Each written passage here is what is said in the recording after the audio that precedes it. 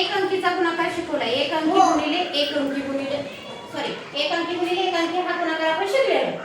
मग आता आज आपण बघणार आहोत दोन अंकी गुणिले एक अंकी. म्हणजे दोन अंकी संख्येला एक अंकी संख्येने काय करायचं आहे, गुणायचं आहे. आता बघा तुम्हाला एक उदाहरण सांगते. फक्त या घरामध्ये मांडणी कशी करायची ते मला तुम्ही सांगायचं. बघा उदाहरण आहे 45 गुणिले 4. कसं लिहिणार सांगा बरं जरा. 4 दशकाच्या घरामध्ये मांडणी करायची. बर आणि नंतर एकाच्या घरात 5 मांडायचं. बर अजून गुणिले किती सांगितलं तुम्ही, 4 सांगितलं होतं. काय सांगितलं, 4. हा इथं बघा बरं काय चुकलं, काय चुकलं, काय करायचंय, गुणिलेचं चिन्ह द्यायचंय. लक्षात आलं. अधिकचं चिन्ह वेगळं आहे, बेरजेचं चिन्ह वेगळं आहे आणि गुणाकाराचं चिन्ह वेगळं आहे. बघा इकडे लक्ष द्या. गुणाकार म्हटलं की हे असं आणि बेरीज म्हटलं की हे असं. लक्षात आलं काय सगळ्यांच्या. बऱ्याच वेळा तुम्ही काय करताय, गुणाकार करायचा असतोय आणि चिन्ह बेरजेचं देताय, किंवा बेरीज करायची असते आणि गुणाकाराचं चिन्ह देताय. असं करायचं नाही. आपल्याला कोणती क्रिया विचारली, आपल्याला काय करायचं हे लक्षात घ्यायचं. बेरीज विचारले, वजाबाकी विचारले, गुणाकार विचारलं की भागाकार विचारलं, त्यानुसार त्या चिन्हांचा वापर करायचा आहे. आता बघा इथं आपलं कोणतं चिन्ह येईल रे, गुणाकाराचं चिन्ह येईल. कोणतं चिन्ह येईल, म्हणजे गुणिले किती सांगितलं आपण, 4 सांगितलं होतं, 4. मग आता तुम्ही एक अंकीचा गुणाकार शिकलाय. मला सांगा बरं आता काय करायला लागेल पुढं. 4चा पाढा 5 पर्यंत मोजायचा. का बरं मोजायचा,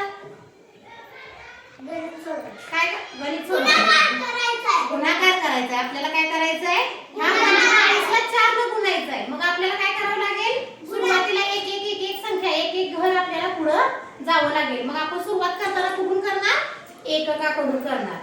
बरोबर आहे की नाही. गुणाकार करताना आपण इकडून जाऊ का रे, शतकाकडून नाही जायचं. आपल्याला तसं जाता येणार नाही. तर आपण काय करायचं, पहिल्यांदा एककाचा गुणाकार करायचा, नंतर पुढं दशकाचा करायचा, पुढं शतक असेल तर शतक, त्याच्या पुढं अशा पद्धतीनं गुणाकार करायचा. मग आता सुरुवातीला आपण काय करणार, 5 ला गुणणार. म्हणजे 4चा पाढा 5 पर्यंत म्हणायचंय तुम्हाला. बरं 5 पर्यंत म्हणजे 5 बोट किंवा 5 अंकापर्यंत म्हणा. बरोबर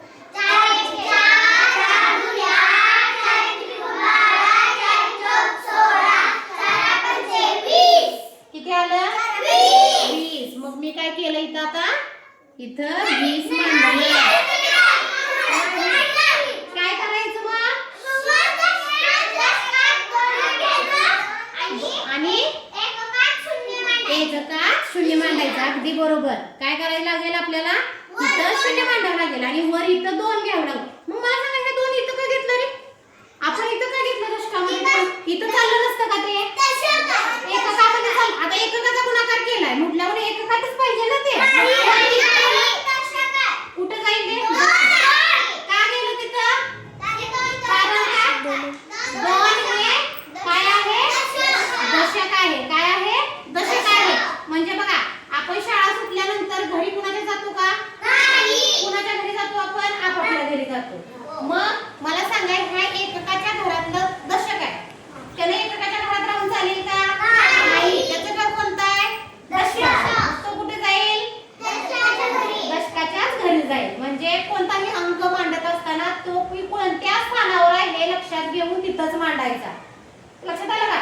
इथं ह्या दोन्हीचा गुणाकार 4 पंचे 20 येते म्हणून इथं 20 मांडायचं नाही. 20 मधलं 0 हे एकक आहे, जे आपण इथं एककाच्या घरात मांडलंय, आणि 2 हे दशक आहे, ते त्याच्या घरी जाणार. लक्षात आलं.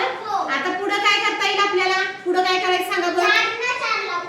4 न 4 ला गुणायचं. मग गुणा बरं बघू किती येते.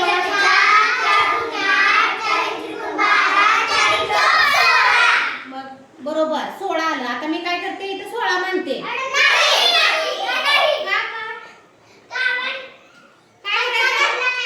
हातचा धरला नाही. मग आता बघा हातचा धरला तर हातचा किती रे, 2. मग किती झालं, 4 16 आणि 2 18. मग मी इथं 18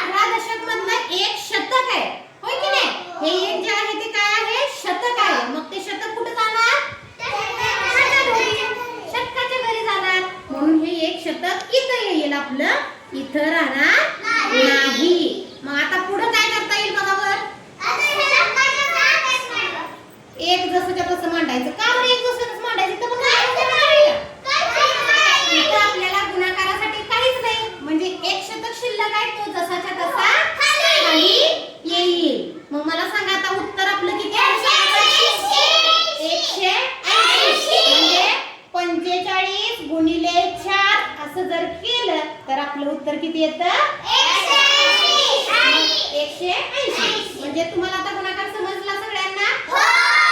अशा पद्धतीची गणित दिली तर तुम्हाला सोडवता येतील का उदाहरण? सोडवणार तुम्ही? चालेल, हे लिहून घ्या, तुम्हाला दुसरी उदाहरण देते मी.